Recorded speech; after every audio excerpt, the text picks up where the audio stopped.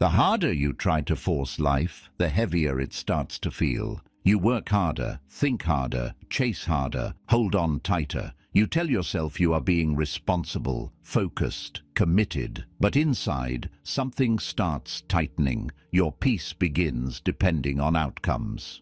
Your mood starts reacting to delays. Your energy becomes tied to how fast things move, how people respond, and whether life gives you a visible sign that your effort is working. And without realizing it, what began as discipline turns into pressure. That is where the suffering begins, because effort is not the problem. Wanting something is not the problem. Caring deeply is not the problem. The real problem starts when your mind stops participating in life and starts trying to control it emotionally. Now, every delay feels personal. Every uncertain moment feels threatening.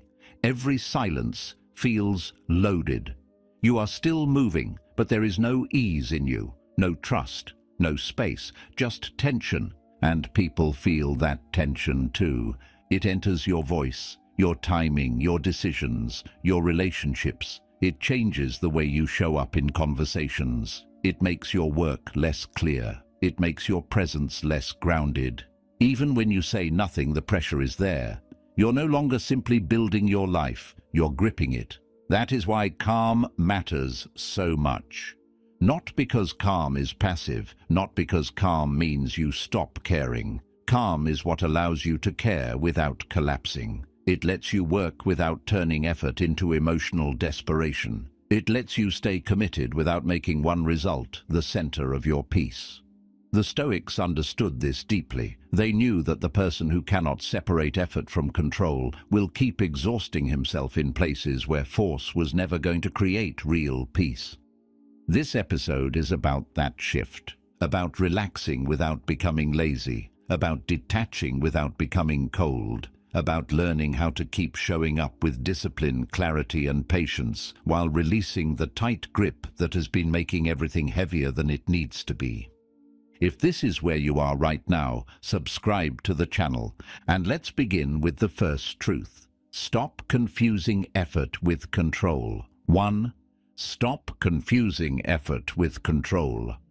A lot of people are not tired because they're working hard. They are tired because somewhere along the way, effort stopped being effort and started becoming emotional control. That is a very important difference. Working hard is clean. You show up. You do what needs to be done. You stay disciplined. You keep your standards. You give your attention to what is yours to build. There is strength in that. There is dignity in that. But emotional control feels different. It is the moment your effort starts carrying fear. The moment you are no longer just doing the work, but secretly trying to force the outcome through tension. Now your mind is gripping everything. You're not only acting, you are leaning on reality, trying to make it obey your timeline. And that is where peace starts disappearing. Maybe you have felt this in a season where you wanted something badly, a relationship, a result, money, progress, healing, recognition. You kept telling yourself, I just need to stay focused. But inside, it was heavier than focus. You were checking too often, thinking too much, reading into small shifts, feeling thrown off by delays, carrying the whole thing like if you relaxed for 1 second, everything would fall apart. That is not just effort anymore. That is fear trying to wear the clothes of discipline. The hard part is that this kind of pressure often looks responsible from the outside. You look committed, serious, driven. But inside, your nervous system is not at peace. Your work becomes emotionally loaded. The process stops feeling like a path and starts feeling like a test of your worth. If things move slowly, you panic. If people respond differently than you hoped, your mood changes. If life stays unclear, your mind starts pressing harder, as if force will somehow create certainty. But force cannot do that. You can force yourself to sit down and work. You can force yourself to stay consistent. You can force yourself to get back up after disappointment. Those things are useful. But you cannot force timing. You cannot force people's hearts. You cannot force outcomes into existence just because your desire is intense enough. And the more you confuse those two worlds, the more exhausted you become. Because now you are spending emotional energy in places where emotional energy has no real authority. This is one of the great Stoic lessons. Your effort is yours. Your discipline is yours. Your honesty, your patience, your restraint, your willingness to keep showing up. All of that belongs to you, but the result does not belong to you in the same way. Other people's reactions do not. Timing does not. The exact shape of the outcome does not. The Stoics were not saying this to make people passive. They were trying to save them from unnecessary suffering. They understood that the person who keeps trying to control what was never theirs will eventually poison even the work that was. That is what happens to so many people. They begin with a good intention. They care. They commit. They want to build something real. But slowly the process fills with emotional tension. Now, they are no longer simply planting and tending. They are digging the soil every hour to check if something is growing. They are staring at the door, demanding that life answer faster. They are treating uncertainty like failure. And because of that, even their effort loses some of its intelligence. It becomes reactive, tight, draining. Real strength feels different. Real strength says, I will give this my best, but I will not destroy my inner life, trying to control what only time, reality, and life itself can decide. That kind of effort is calmer. It still works hard. It still stays serious. It still has standards, but it is no longer using pressure as if pressure were proof of love or commitment. It understands that gripping is not the same as building. And once you understand that, something begins to soften in a healthy way. You stop turning every delay into a crisis. You stop acting as if tension is what makes things move. You stop measuring your dedication by how much stress you can carry. Your effort becomes cleaner, more focused, less dramatic. You start asking better questions. Not, how do I force this to happen? But, what is mine to do well today? That question changes everything. It brings your attention back to your side of the equation, back to action, back to discipline, back to clarity. Because the truth is, a lot of what you call stress is really the pain of trying to govern what was never yours. And the moment you stop doing that, your effort becomes lighter without becoming weaker. That is where peace begins to return, and that is where real progress usually gets stronger too. If this point hits something real in you, like the video and comment, I release the need to control. 2. Attachment is what makes everything feel heavy. Things start feeling heavy when your peace gets tied to one version of how life is supposed to go. That is what attachment does. It turns desire into pressure. It takes something you care about and wraps your nervous system around it so tightly that now every shift feels dangerous. You are no longer just hoping. You are bracing. You are no longer simply moving towards something meaningful. You are carrying it like your ability to feel okay depends on how quickly it arrives, how perfectly it unfolds, and whether it looks the way you imagined. That is why even good things can start hurting you. Wanting love is not the problem. Wanting progress is not the problem. Wanting healing, success, clarity, stability, or a breakthrough in some area of your life is not the problem either. The pain begins when your mind says, I cannot be at peace until this happens. Now the whole emotional tone changes. A delay becomes heavier than it needed to be. A silence becomes more loaded than it really is. A different outcome starts feeling like a personal threat instead of just another shape life took.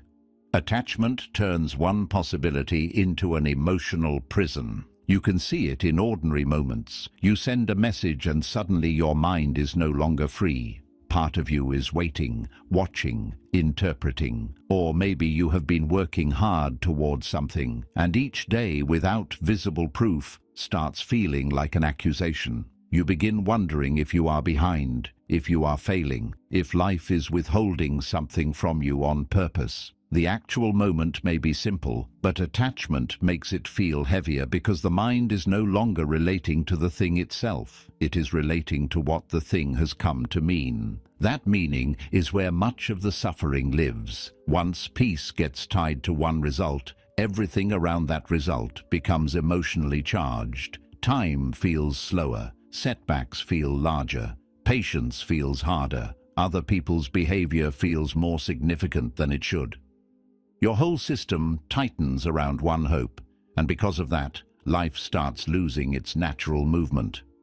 You stop seeing clearly because you are too busy protecting the thing you cannot stop needing. This is why some people are exhausted even when they are doing everything right. They are disciplined, they are trying, they are showing up, but inwardly they are carrying too much emotional weight because they are attached not only to effort, but to the form in which life must reward that effort. So now the process is no longer something they can walk through steadily. It has become a test of worth, a test of timing, a test of whether they are allowed to relax yet. That is a terrible way to live, because life does not move well under that kind of demand. Relationships do not. Healing does not. Growth does not. Even your own mind does not. The tighter you grip, the less room there is for perspective. The less room there is for trust. The less room there is for reality to unfold in a way you did not predict but may still need. The Stoics understood that attachment is often just desire mixed with illusion. The illusion is that peace can safely be postponed until some future outcome arrives. But peace does not survive well when it is always being delayed. Marcus Aurelius kept returning to the present because he knew the mind suffers when it lives too far inside imagined conditions. If your calm depends on one response, one person, one timeline, one closed gap between where you are and where you hope to be by now, then your life becomes fragile. A calmer way to live does not require you to stop caring. It asks for a different relationship with caring. You still want what you want. You still work toward it. You still stay honest about what matters to you. But you stop handing the thing total power over your inner state. You stop building your whole emotional life around whether it comes quickly, clearly, or exactly as planned. You let desire stay desire. You do not let it become a chain around your peace. That shift is subtle but powerful. You begin saying to yourself, "This matters to me, but it is not allowed to own me." You keep showing up, but there is less desperation in you, less panic in the waiting, less emotional collapse when reality moves differently than hoped. You still feel disappointment, of course, you are still human, but disappointment no longer turns into identity. Delay no longer turns into doom. Uncertainty no longer automatically means something is wrong. And once attachment loosens, life gets lighter in very practical ways. You think better, you speak with less pressure, you stop bringing so much hidden tension into your relationships. You stop reading every moment like a sign that your future is either secure or lost. Even your body feels the difference. There is less strain in the chest, less mental gripping, less emotional overreach toward things you cannot settle through force anyway.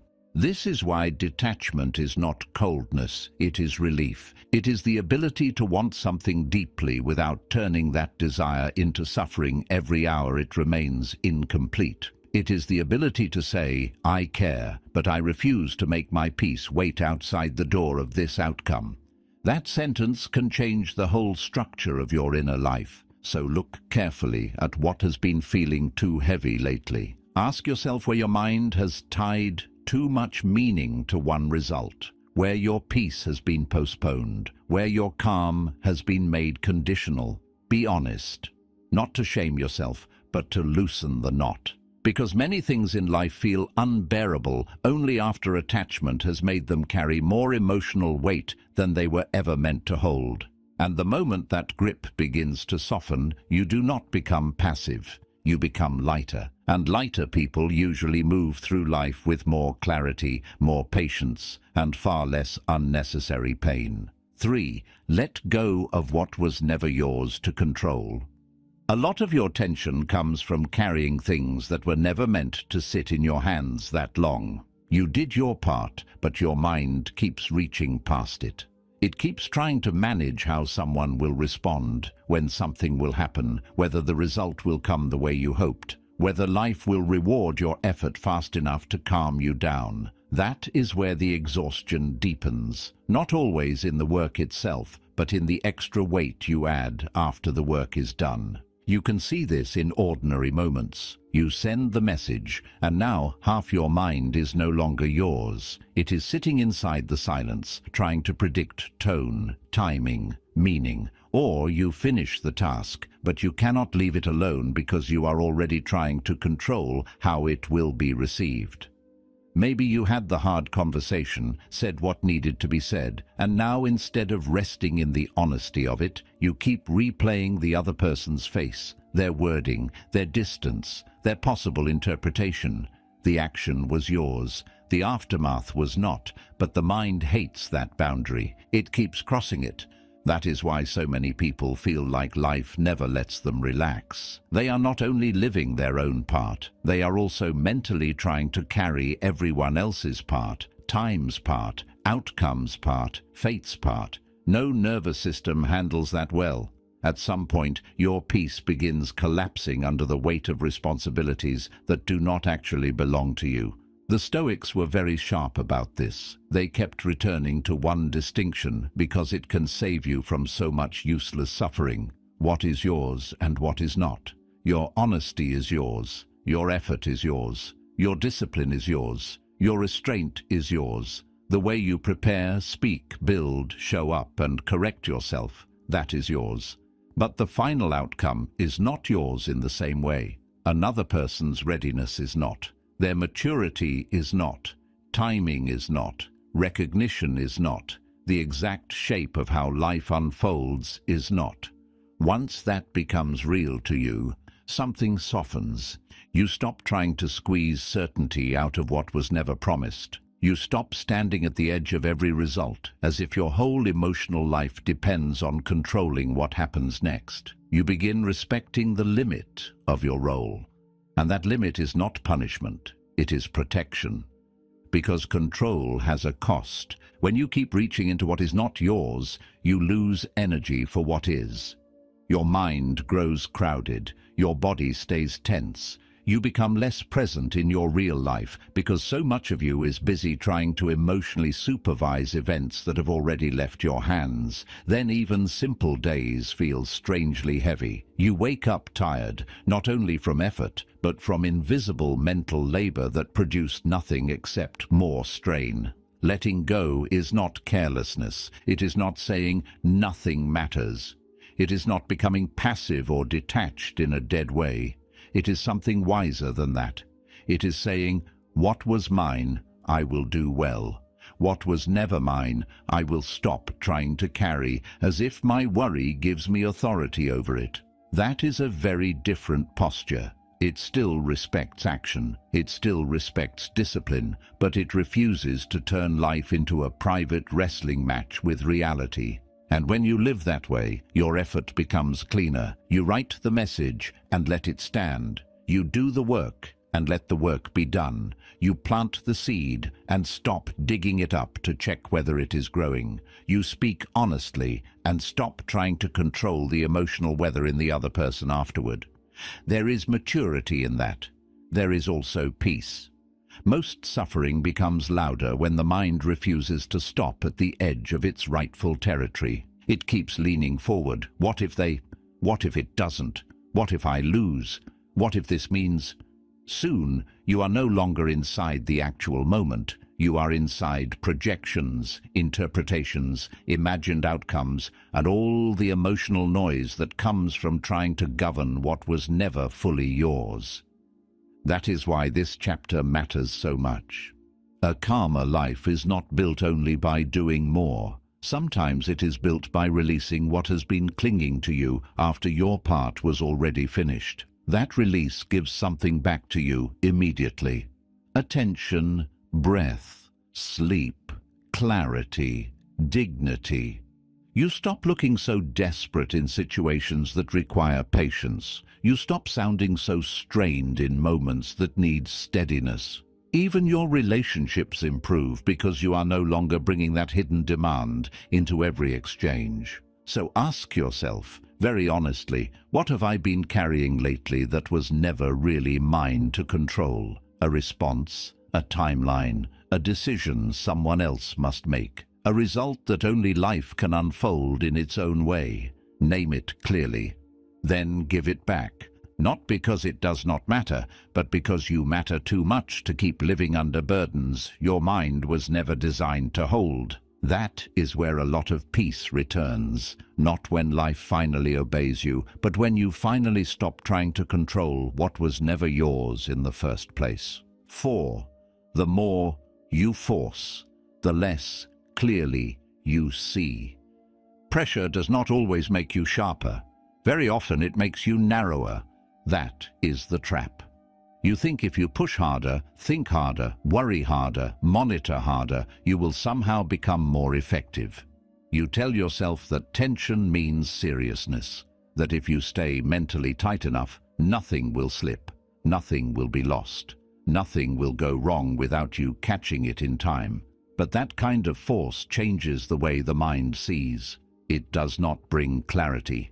It crowds it. You can feel this when something matters too much to your nervous system. A conversation gets loaded before it even begins. A decision starts feeling huge before you have calmly looked at it. One uncertain situation pulls so much attention that now every small sign looks important. You read too much into tone. You make fast conclusions. You become overly alert to what might go wrong. And because the mind is under pressure, it stops seeing the whole picture. It starts looking for confirmation of fear, not truth. That is what force does. It makes you reactive in the name of being prepared. A calm mind notices more. A pressured mind notices less, but reacts more intensely to what it does notice. That is a dangerous combination. You become quick but not clear, engaged but distorted, determined but easier to trigger. Then your decisions start coming from strain instead of intelligence. You reply too soon. You push at the wrong time. You assume too much. You make the moment heavier than it was, and then you are left dealing not only with the original situation, but with the extra confusion your tension created around it. This happens in work, in relationships, in personal growth, in almost every area of life. The more you force progress, the more delayed progress starts feeling like a threat. The more you force connection, the more silence starts feeling offensive. The more you force certainty, the more any unanswered question begins to feel unbearable. It becomes very hard to think straight when your mind has already decided that calm is dangerous. And that is exactly what many people teach themselves without realizing it. They get so used to internal pressure that ease begins to feel irresponsible. If they are not worrying, they think they are falling behind. If they are not overthinking, they think they are missing something. If they are not mentally braced, they think they are losing control. So they keep living in a state of inward force and then wonder why their judgment feels tired, why their intuition feels noisy, why their choices keep getting tangled. Because clarity needs space. It needs enough inner quiet for things to show themselves properly. It needs enough steadiness for reality to be seen before it is interpreted through fear. A mind under strain keeps interrupting that process. It jumps ahead. It adds meaning too quickly. It turns possibilities into threats and delays into verdicts. Once that happens, even simple moments become harder to read. The Stoics understood that the first task in difficulty is not to become more emotionally intense. It is to become more inwardly ordered. Marcus Aurelius kept returning to the need to see things plainly, without panic, without drama, without the extra story the disturbed mind keeps adding. That matters here, because force always adds story. It rarely lets the moment stay simple. Maybe that is what has been happening to you lately. Maybe life has not only been difficult, maybe your mind has also been pressing too hard against it, trying to rush answers, trying to force movement, trying to make uncertainty disappear by staring at it until it hurts. If so, then what you need may not be more effort. It may be less pressure inside the effort. The work can stay serious. The commitment can stay real. But the grip has to loosen, or you will keep making decisions from a place that cannot see well. That shift changes a lot. You begin responding a little slower. You stop treating every signal like a final truth. You let more information arrive before you decide what something means. You give your mind the chance to breathe before it chooses. And once that happens, your intelligence comes back into the room. So does your patience. So does your ability to read people, timing, and situations with more accuracy. Because a clear mind does not need to force understanding. It waits long enough to actually receive it. And very often the thing you were trying to solve through pressure becomes easier to handle the moment you stop gripping it so tightly. 5. Tension is quietly sabotaging your presence. You may think pressure is something only you can feel, but it usually leaks into the room before you say a word. It changes the way you enter a conversation. It sits in your tone. It shortens your patience. It makes your timing a little off. You start listening less cleanly because part of you is already trying to manage the outcome. You are not just there anymore. You are leaning, wanting the meeting to go well, wanting the person to respond the right way, wanting the moment to confirm something for you. Even if nobody can name it, people often feel that strain. That is why tension affects presence so much. Presence has weight when you are actually in the moment, when you are listening, seeing clearly, responding from steadiness. Tension pulls you out of that. It makes you half present and half preoccupied. Half in the room and half in your own expectation of what the room should give you back. And once that happens, your energy changes. You may still sound composed on the surface, but something underneath feels tight, hurried, slightly needy, slightly guarded, slightly unnatural. You can see this in small moments. A person asks a simple question, and because you are already carrying pressure, your answer comes out heavier than it needed to. Someone takes a little longer to reply, and now your whole nervous system starts filling in the silence. You go into a conversation hoping to connect, but the hope is carrying too much emotional weight, so now you are not really relating. You are performing calm while quietly seeking reassurance. The other person may not know the full reason, but they will often feel the difference between relaxed presence and pressured presence. And that difference matters, because tension does not only make you uncomfortable, it also changes how people respond to you. When you carry hidden pressure into work, relationships, dating, friendship, or even ordinary daily interactions, it can create subtle resistance. People may pull back without knowing why. Conversations may feel less smooth. Opportunities may feel harder to move through. Not because life is punishing you, but because tension changes the emotional atmosphere around you. It makes things feel less natural.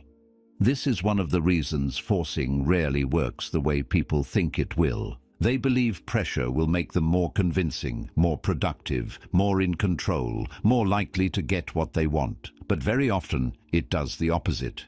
It makes your words sound loaded. It makes your attention less clean. It makes you act a little too early, explain a little too much, watch a little too closely, and react a little too quickly. You stop creating space for life to breathe around you. A calm person often has more influence than a tense person for this exact reason. Calm makes people feel safe. It makes your presence easier to trust. It gives your words more room to land. It allows you to notice what is actually happening instead of only what you are afraid might happen. When you are calm, your body is not broadcasting silent urgency. Your attention is not gripping the interaction. You can respond, instead of press. You can hear instead of hunt. That changes everything, especially in moments that matter. The Stoics understood that inner state is never separate from outer conduct. Marcus Aurelius kept bringing himself back to order because he knew a disturbed mind disturbs more than itself. It changes action, it changes judgment, it changes how a person moves through the world. That same principle applies here. If your inner world is tense, your outer presence will carry some trace of it. This is why relaxing is not laziness. Sometimes it is the more intelligent form of strength. It lets your better qualities come forward. Your patience becomes easier to access. Your humor comes back. Your natural timing returns. Your listening improves. Your work gets cleaner because you are no longer trying to bend everything through invisible force. Even your face changes when tension leaves. Your body stops signaling emergency in situations that were never meant to be treated like emergency. And the shift is often immediate. You feel it when you stop trying to squeeze a result out of a conversation. You feel it when you send the message and let it go. You feel it when you walk into work, focused on doing your part well, instead of emotionally controlling how everything unfolds.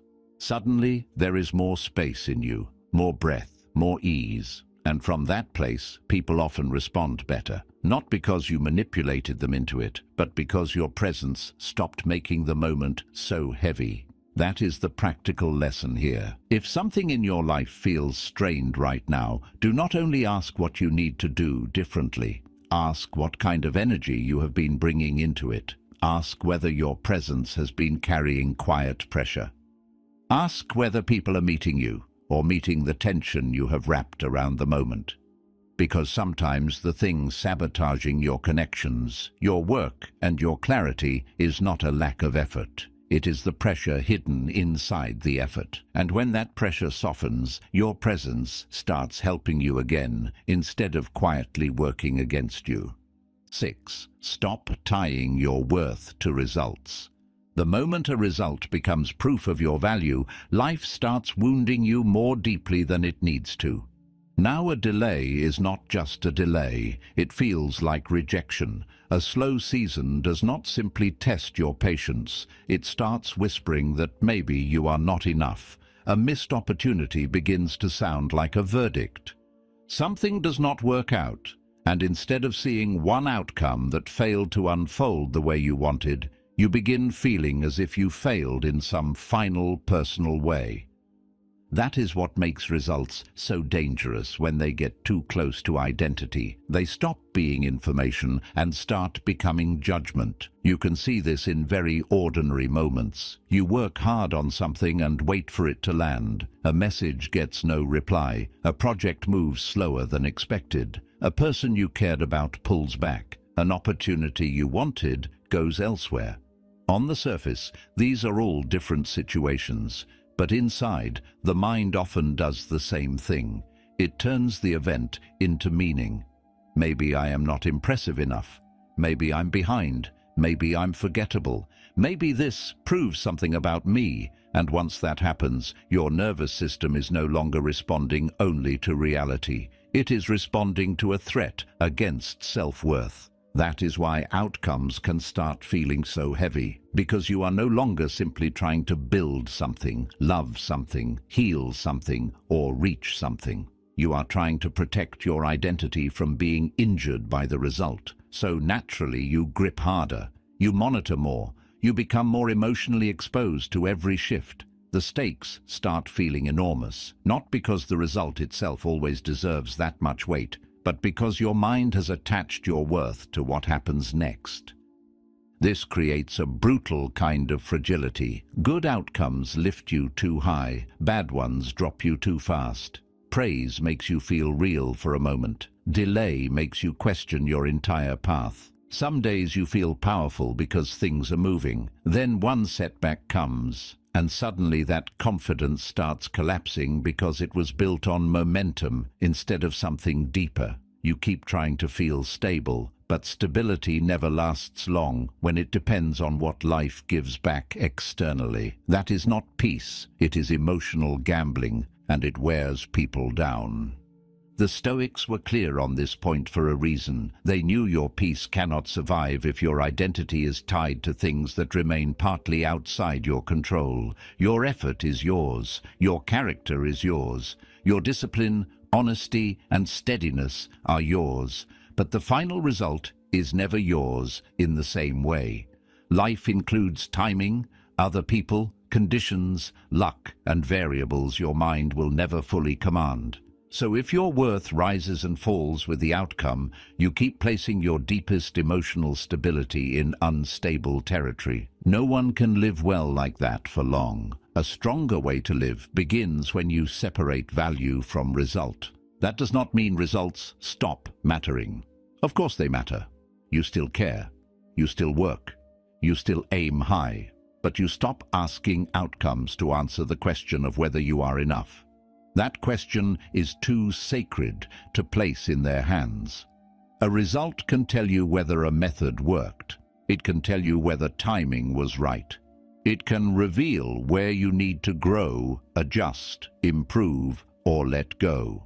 What it cannot do, unless you allow it to, is define your human worth. That distinction changes the whole emotional atmosphere. Now a delay can remain disappointing without becoming humiliating. A failure can become instruction instead of identity. A closed door can still hurt, but it does not get to rewrite the way you see yourself. You stop giving every outcome the power to narrate your value back to you. And once that happens, you become calmer inside the process. Less frantic, less desperate, less likely to turn every setback into self-attack. This is where real confidence begins getting cleaner. Not the confidence that comes from constant winning, but the kind that survives when life is unclear. You begin trusting that even if this does not work, you are still not reduced. Even if this takes longer, you are still not less. Even if someone fails to choose you, understand you, reward you, or respond the way you hoped, your value has not been damaged by their timing or perception. That is a completely different posture, and people feel it. They feel when someone is working from self-respect instead of emotional hunger. Marcus Aurelius kept returning to the need to stay rooted in what is truly yours, and this belongs there. If you let outcomes define you, you become too easy to shake. But if your worth remains anchored deeper than success and failure, then even hard seasons stop having absolute power over your inner life. You can still aim, still build, still want, still care deeply, but now your soul is not on trial every time life takes longer than expected. That is freedom. So look closely at what has been hurting more than it should. Ask yourself whether the pain is only about the result, or whether your mind has quietly made the result into a statement about your worth. Be honest. That is where the untangling starts.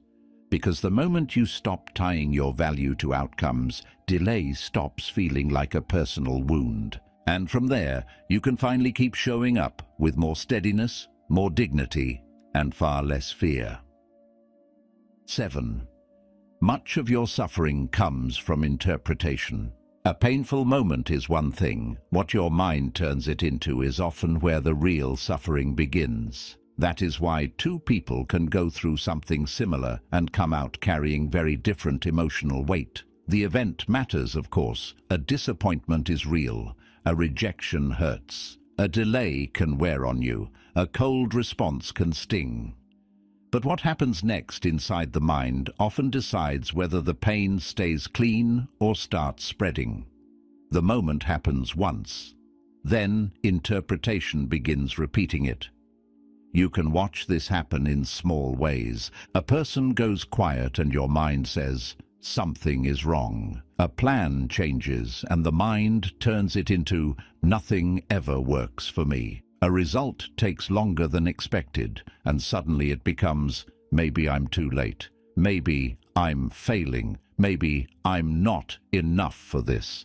The original moment may have been simple, or at least limited, but interpretation expands it. It gives it a story, and that story starts shaping your body, your mood, your behavior, and the way the rest of the day feels.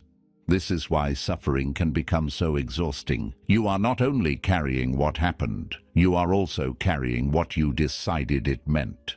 Sometimes the meaning is harsher than the event itself. A delayed message becomes disrespect. One awkward interaction becomes humiliation. A closed door becomes proof that life is against you. A season of uncertainty becomes a judgment on your future. The mind moves fast when it feels threatened. It does not like empty spaces, so it fills them. It does not like unanswered questions, so it invents answers. Most of those answers are not calm.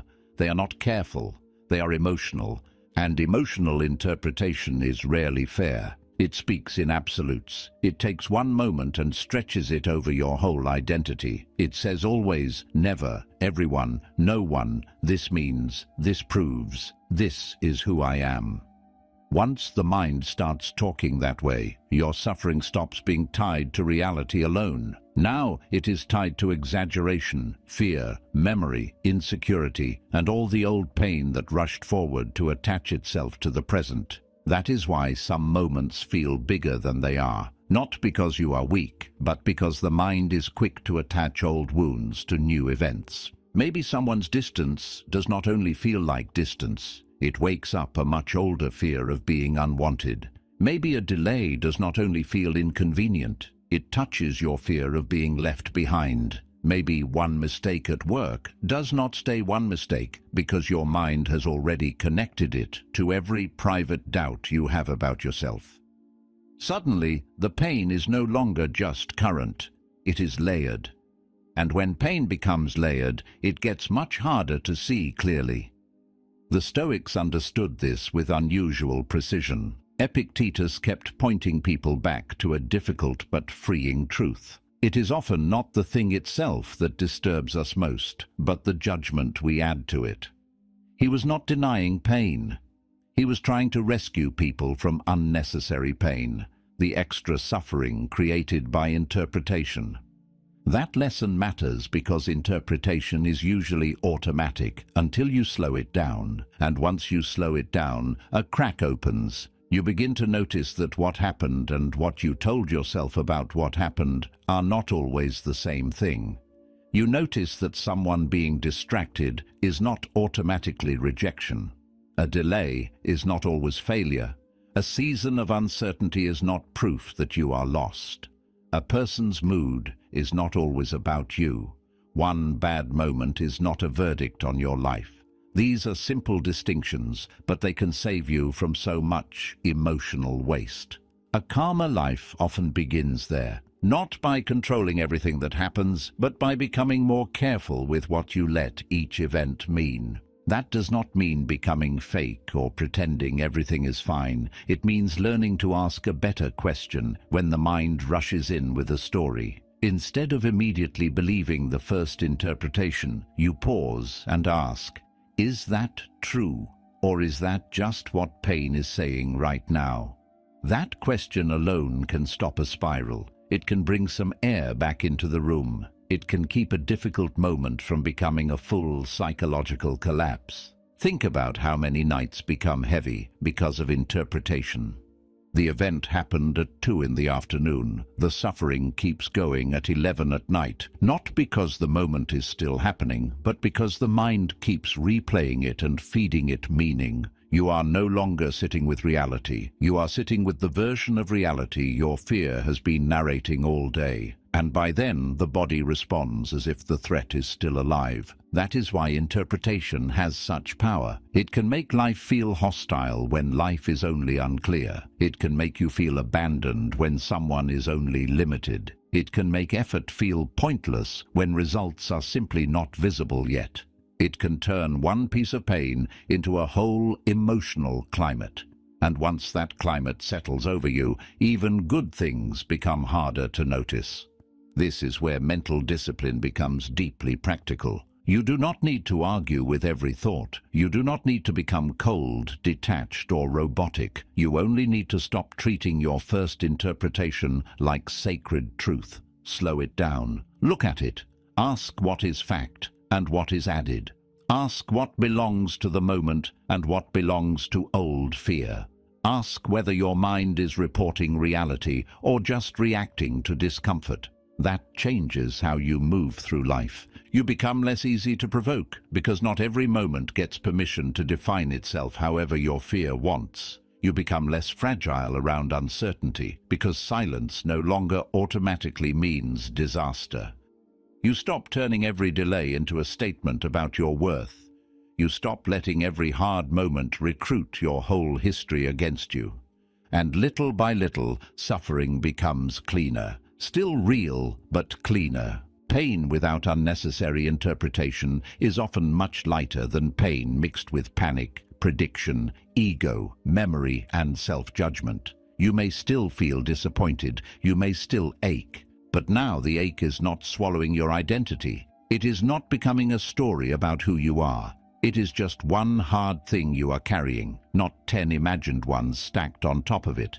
That kind of clarity changes everything. So the next time something hurts, do not only ask what happened, ask what your mind instantly made it mean. That is where a lot of the hidden suffering lives.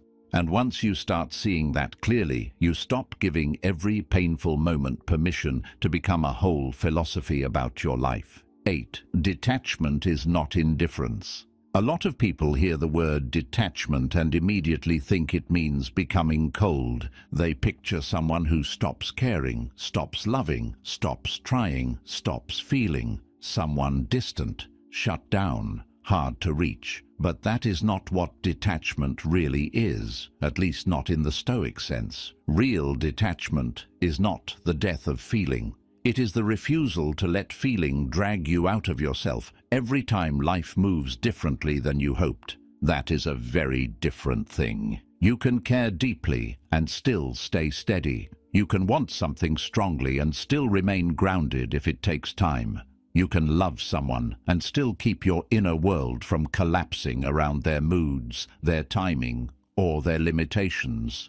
Detachment does not mean the heart disappears. It means the heart stops becoming so entangled with outcomes that every change in the outside world feels like an internal emergency.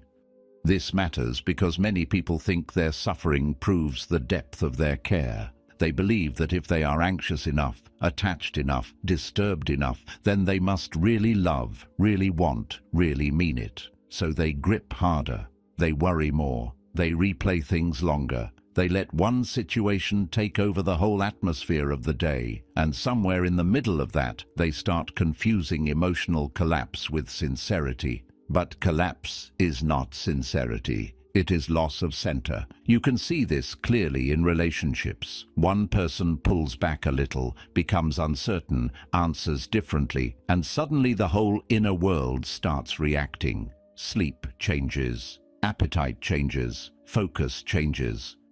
One shift in someone else and now your own stability is gone. That is not always love. Sometimes it is attachment without detachment. Sometimes it is caring that has become too dependent on reciprocity arriving in the exact form you hoped for. The same thing happens with goals. You want the breakthrough, the success, the result, the healing, the movement. Nothing wrong with that. But then life slows down, or takes a different route, or stays unclear for longer than you wanted. And now your whole emotional system starts fighting reality. You are no longer just committed. You are personally wounded by the pace. You are not only doing the work, you are suffering inside the waiting because your peace became attached to when it would finally pay off. Detachment protects you from that. Not by making you less alive, but by making you less fragile. It creates a little space between what you feel and who you become inside what you feel. That space is everything. It lets you say, this matters to me, but I will not lose myself in it. It lets you stay present without drowning. It lets you stay invested without acting like every delay is betrayal and every change is disaster. Once that space opens, life becomes easier to carry. The Stoics understood that the mind gets disturbed when it holds too tightly to what it cannot command. That is why detachment was never about apathy, it was about proportion. Marcus Aurelius did not tell himself not to care. He kept reminding himself not to be dragged around by what lies outside his rule. That is a discipline of the soul, not a shrinking of the heart. And honestly, it makes love cleaner too. Because when you are detached in the right way, you stop turning other people into emotional landlords. They are no longer controlling the temperature of your whole inner life. You can appreciate them, enjoy them, even grieve them if needed, without acting as if your own ground has disappeared. You do not need to cling so much. You do not need to overread every shift. You do not need to chase clarity with panic every time something feels uncertain. You can stay with the truth of the connection without demanding that it constantly rescue you from discomfort. That is mature love. The same goes for work, ambition, and personal growth. Detachment allows you to keep showing up without turning the process into a private war. You stop asking every day to emotionally confirm you. You stop acting as if one result must arrive on your terms before you are allowed to breathe.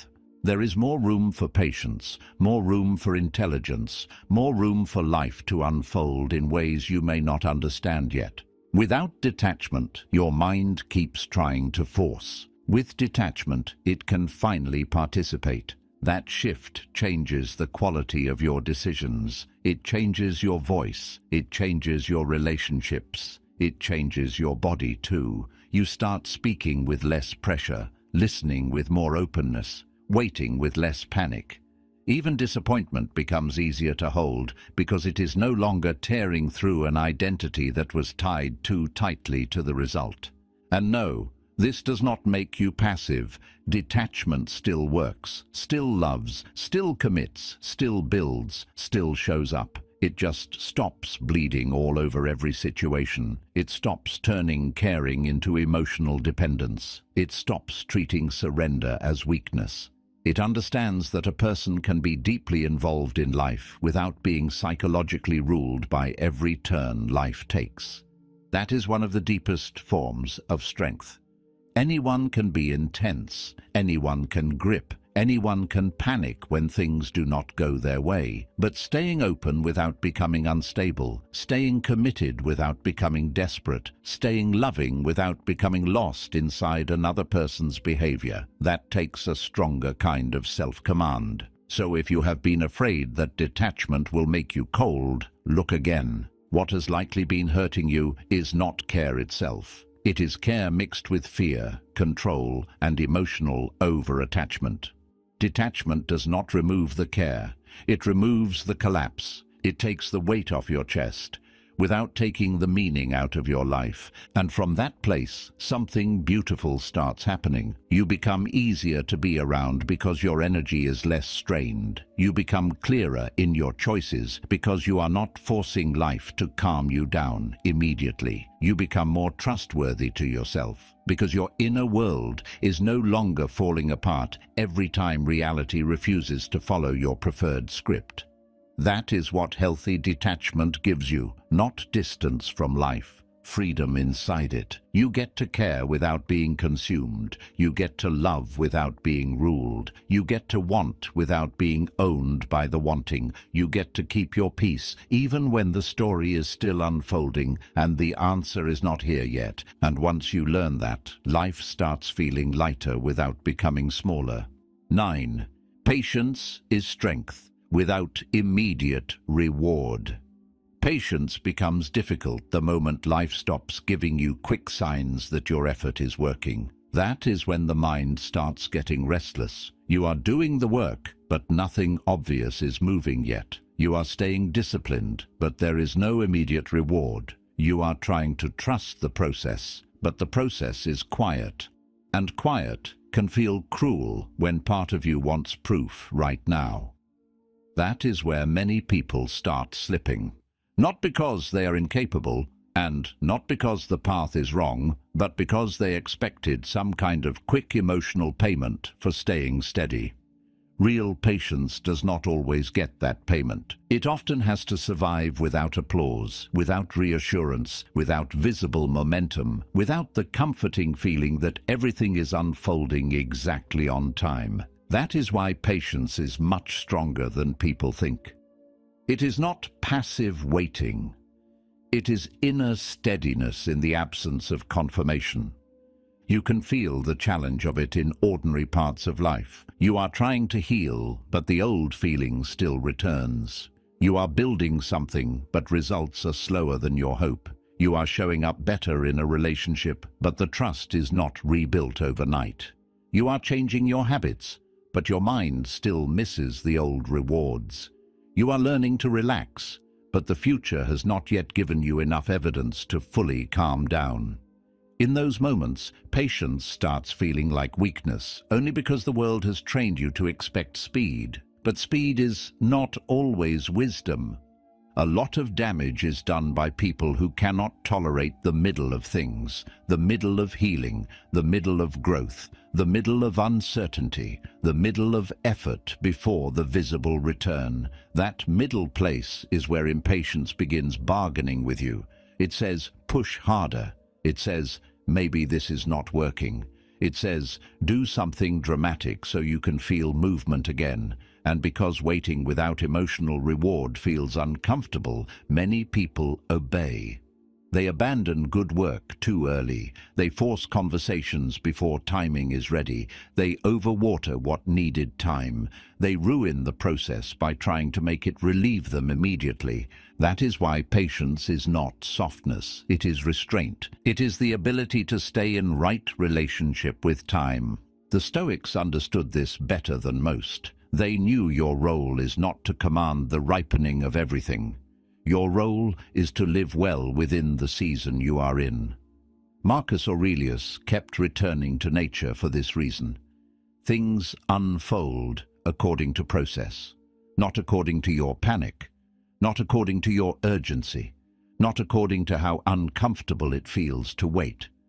Once you understand that, patience stops looking like weakness and starts looking like maturity, because what is the alternative? To keep disturbing yourself every day because life has not yet produced visible proof. To keep turning delay into self-doubt. To keep needing emotional reassurance from the future before you can stay faithful in the present. That kind of impatience does not make you stronger. It makes you unstable. It ties your peace to pace, and pace is one of the first things life refuses to let you control. Patience frees you from that trap, not by making you indifferent, but by teaching you how to stay loyal without immediate reward. That is a rare kind of discipline. Anyone can keep going when results are obvious. Anyone can stay calm when things are moving quickly. The real test is whether you can remain rooted when the process is still quiet. Whether you can keep showing up before the evidence becomes emotionally satisfying. Whether you can continue acting with trust while the outcome is still invisible. That kind of patience changes you. It makes your nervous system less desperate. It teaches your mind not to panic every time life takes longer than expected. It keeps you from ruining slow growth with fast fear.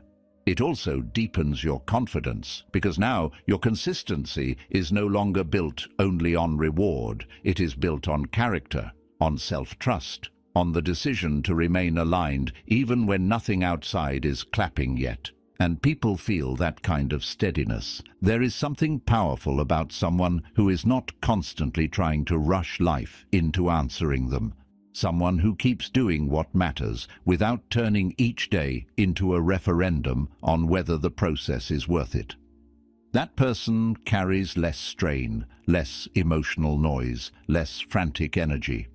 Their patience gives their presence weight because it shows they are not easily pulled out of themselves by silence, delay, or the absence of quick validation. This matters in every area of life. Patience protects love from desperation. It protects work from panic. It protects healing from discouragement. It protects your peace from the constant pressure of needing everything to show progress on your preferred schedule. And maybe most importantly, it protects you from making short-term emotional decisions that damage long-term growth. So if you are in a quiet season right now, do not assume nothing is happening. Sometimes the deepest work gives very little immediate reward. Sometimes life is asking you to become steadier before it gives you more visible movement.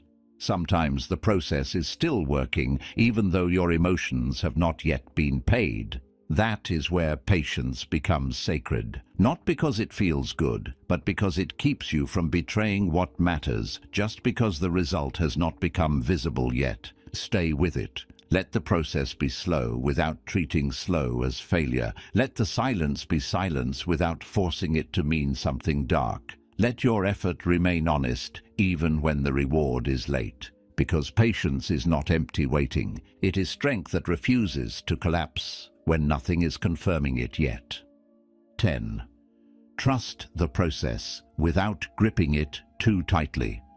A process can work while still feeling uncertain. That is the part the anxious mind struggles to accept. It wants signs. It wants movement it can measure. It wants reassurance that all this effort is leading somewhere visible. And when that reassurance does not arrive fast enough, the grip begins. You start checking too much, pushing too much, thinking too much, interfering too much. What could have been a steady path turns into a tense relationship with time. This happens so easily because trust feels passive to a lot of people. They hear trust the process and assume it means waiting around, doing nothing, hoping life magically arranges itself. But that is not trust. That is avoidance-wearing calm language. Real trust is more disciplined than that. You keep showing up. You keep doing your part. You stay honest, consistent, patient, and clear. What changes is not your commitment. What changes is the panic inside the commitment. You stop acting as if gripping the process is what makes it real, because very often the grip is what disturbs it. You can see this in almost every area of life. Someone starts healing but keeps measuring every day so aggressively that healing itself becomes another source of pressure. Someone starts building a habit but keeps demanding immediate transformation, so the process begins feeling like failure every time progress looks slow. Someone wants love, connection, or clarity, and instead of allowing the relationship to unfold, they keep tightening around every signal until the whole thing becomes heavy. Effort is still there, but now strain is sitting inside it, and strain changes everything it touches. The process needs participation, not suffocation. A seed grows through care, not by being dug up every morning to check whether it is working. Strength grows through repetition, not by demanding emotional proof every night. Trust in life grows when you stop interrupting every quiet stage with fear. That is one of the deepest lessons here. Not everything meaningful announces itself while it is forming. A lot of good things are becoming real long before they become visible. The Stoics understood this in their own way. They kept bringing the mind back to the present task because that is where your true role lives. Not in controlling the whole unfolding, not in emotionally supervising every stage. Your part is the labor, the character, the steadiness, the response. The unfolding has its own rhythm. Marcus Aurelius knew that nature does not rush because you are uncomfortable. It unfolds according to law, timing, sequence. Human life does too, even when we hate that fact. That is why gripping is so exhausting. It is a private rebellion against rhythm. You want the answer before the process is done. You want certainty before the lesson is complete. You want the fruit while still resisting the season. So the mind tightens. Then your work becomes less clean. Your patience becomes thinner. You stop relating to the process as something to live through and start treating it like something you must conquer emotionally before it has even matured. That creates unnecessary suffering. Trusting the process without gripping it means allowing the middle to exist, the unclear part, the repetitive part, the part where results are not speaking yet, the part where your emotions are not getting paid every day. It means saying, I will stay with what is mine to do, and I will stop trying to choke the rest into moving faster. That sentence holds a lot of wisdom. It protects effort from panic. It protects patience from despair.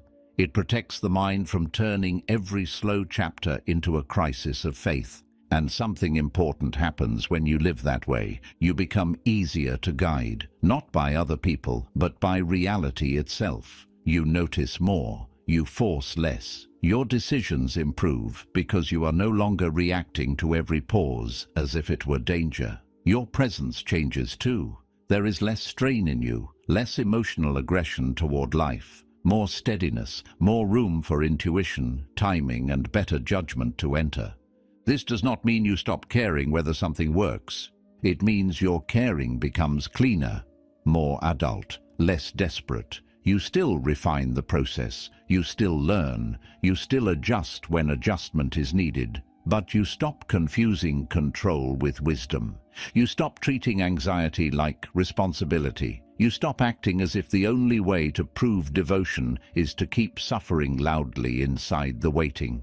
That is not trust. Trust is quieter than that. It keeps moving. It stays faithful. It lets the work be enough for today. It understands that not every stage will feel rewarding, but that does not mean the process is broken. It knows that life often changes in hidden layers before it changes in visible ones. So if something in your life feels slow right now, resist the urge to grip it harder just because you are uncomfortable. Return to what is yours. Do the next honest thing, then let the process breathe a little. Because the process does not need your panic to work. It needs your consistency, and sometimes the thing you want begins moving more naturally the moment you stop squeezing it with fear. 11. Stop chasing and start aligning. Chasing has a very particular feeling to it. It feels rushed inside. It feels slightly desperate, even when you're trying to look composed. You move toward things from fear of losing them, fear of missing them, fear that if you do not keep pushing, proving, checking, or forcing, life will forget you. That is why chasing is so exhausting. It is not only action, it is action mixed with inner scarcity. And scarcity always distorts the way you move. When you chase, you stop listening well, you stop seeing clearly, you stop trusting timing, you begin trying to close every gap immediately because the gap itself feels threatening, a delay feels like danger, silence feels like rejection, slow progress feels like failure, so you push harder, reach further, grip tighter, but the energy underneath all of it is not calm commitment, it is fear. That fear leaks everywhere. It leaks into relationships when you try to hold someone too tightly because their uncertainty wakes up your own. It leaks into work when you keep forcing output from a strained mind instead of creating better conditions for depth. It leaks into goals when every step forward gets poisoned by the pressure to arrive faster. You may still look active on the outside, but inside you are not building from steadiness. You are reacting to the discomfort of not having enough proof yet. That is the opposite of alignment. Alignment is quieter. It does not mean passivity. It does not mean sitting back and hoping life rewards you for having good intentions. It means your actions begin matching your deeper values instead of your immediate fear. You stop asking, "How do I get this now?" and start asking, "How do I move in a way that is clean, steady, and true to the life I am trying to build?" That question changes the whole emotional structure of the process. Because alignment does not need panic to keep moving. It knows what matters, and it stays with it. It works. It waits. It adjusts. It keeps its standards. It notices when something is off, but it does not immediately turn that discomfort into overreaction. A person in alignment may still want something deeply, but they do not become unrecognizable around that wanting. Their behavior still belongs to them. Their center still feels like home. This matters more than people think. A lot of suffering comes from pursuing good things in a bad state. You may be chasing love, peace, growth, success, healing, recognition, stability, all real things, all human things. But if the energy underneath the pursuit is fear, then even good goals start producing ugly inner consequences. You become restless, hypervigilant, emotionally overinvested in signs, too dependent on movement, too vulnerable to pauses. That is not because the goal is wrong, it is because the posture is wrong. The Stoics understood that life goes badly when the soul loses its governing center. Marcus Aurelius kept returning to inward order because without it, even ambition becomes agitation, even desire becomes burden, even effort becomes strain. Alignment brings that order back. It lets you move toward what matters without falling apart every time the road bends. And once you live that way, something begins to change. You stop pushing on closed doors just because your fear hates uncertainty. You stop trying to make every interaction produce reassurance. You stop forcing progress out of a mind that really needs clarity. There is more honesty in you now. More willingness to admit what fits, what does not, what is yours, what is not, what needs time, and what needs to be released. That honesty creates peace because you are no longer fighting yourself while trying to move forward. You can feel the difference in your body. Chasing makes the chest tight. Alignment makes breathing easier. Chasing makes attention scattered because part of you is always scanning for signs. Alignment gathers your attention back into the present task.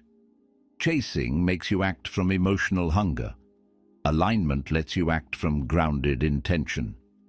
One drains life out of you. The other restores strength while you move. That is why alignment has so much quiet power. People respond differently to someone who is not reaching from scarcity. Life feels different too, not always easier right away, but cleaner, less humiliating, less full of panic. You stop trying to wrestle everything into place and begin cooperating more deeply with reality, effort, timing, and your own values. There is more dignity in your pace, more self-trust in your choices, more calm in your waiting. So if something feels strained right now, ask yourself a better question. Not just, what am I trying to get? Ask, what kind of energy am I bringing while I try to get it? That is usually where the deeper answer lives. Because chasing comes from fear and scarcity. Alignment comes from clarity, steadiness, and trust in the person you are becoming while the rest is still unfolding. 12. Calmness changes everything. Calmness does not change life by magic. It changes the way you meet life, and that changes almost everything that follows. The same delay feels different in a calm mind. The same conversation sounds different. The same setback lands differently. You still see the problem, but you do not instantly become part of the problem. There's a little more space between what happens and what you do with it, and in that space, your life starts taking a different shape. That is why calmness is not just a mood. It is an advantage. A calm mind sees more because it is not drowning in reaction. It hears what is actually being said instead of only what fear is adding. It notices timing better. It reads people better. It chooses words more carefully. It knows when to move and when to wait. Pressure usually steals those abilities. Calm gives them back. You can see this clearly in relationships. When you are tense, everything becomes harder to carry well. A delayed reply feels loaded. A shift in tone becomes a story. A difficult conversation quickly turns into defense, over-explaining, or emotional overreach. But when you are calm, you stay in contact with what is real. You do not rush to force certainty. You do not immediately treat discomfort like danger. That changes the emotional climate around you, and people feel it. Work changes too. A strained mind keeps wasting energy on imagined problems, silent deadlines in the head, and private panic about whether everything is moving fast enough. Calmness makes the work cleaner. You stop scattering yourself. You stop trying to emotionally push the day forward. Your effort becomes more direct, less dramatic, more useful. In many cases, you do better not because you started trying harder, but because you stopped interfering with your own clarity.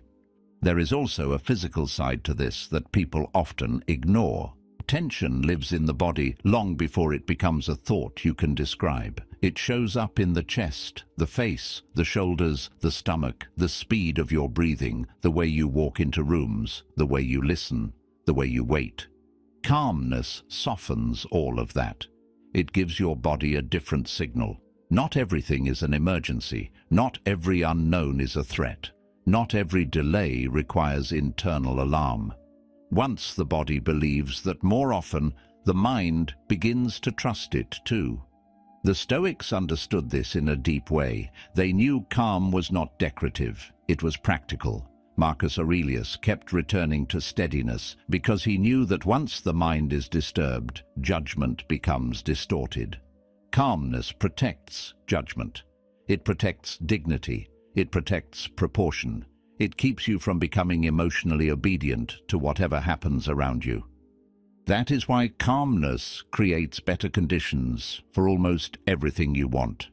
It creates better conversations because you are not entering them already loaded with pressure. It creates better choices because you are not deciding from fear. It creates better work because your attention stays with what matters instead of leaking into noise. It even creates better attraction, better connection, better timing, because people naturally feel more ease around someone who is not gripping every moment too tightly. And maybe that is the point this whole episode has been moving toward. The calmer you become, the less you distort life with your own panic. The less you distort it, the more clearly you can participate in it. You stop forcing what needed space. You stop chasing what needed alignment. You stop turning desire into suffering. You begin showing up with a steadier mind, and that mind quietly changes the quality of everything it touches. So if life has been feeling too heavy lately, too tense, too loud inside, do not assume the answer is always more effort. Sometimes the answer is a calmer way of carrying the effort, because calmness does not make you weaker.